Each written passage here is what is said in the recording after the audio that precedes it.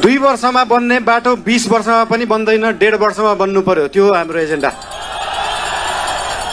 रुखमा बाँधेर हुन्छ कि बाटोमा सुताएर हुन्छ कि खोरमा जाकेर हुन्छ, बाटो बन्नु पर्यो।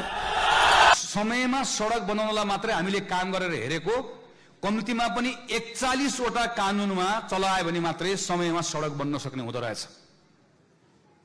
सडक समयमा नबनाउनलाई ठोक दिन्छु, घोक्राइदिन्छु भनेर हिजो कहीँ मैले बोलेको सुनेको थिएँ। त्यो कसैलाई लगेर मैले कसैलाई घोक्राएर सडक समयमा बन्दैन। सडक समयमा बनाउनका निम्ति 41 वटा कानुन तत्काल अहिले हामीले यसलाई बदल्नु पर्ने रहेछ। राष्ट्रपालले आफ्ना कुराहरू राख्दै गर्दा कतिपय मानिसहरू आत्तिएको देखिएको छ। बाँध्ने भनेको कानुनले बाँध्ने भने हो, मान्छेलाई डोरीले बाँध्ने भने होइन। कानुनले बाँधेर काम गराउने भने हो, कानुनले नै बाँध्ने हो। 20 वर्ष सांसद र मन्त्री भएपछि बल्ल बाटोघाटो बनाउनलाई 12-15 वटा कानुन फेर्नुपर्छ भन्ने ज्ञान आयो तपाईहरूलाई? बल्ल ज्ञान आयो? तपाईँको ज्ञान तपाईँसँग राख्नु होला।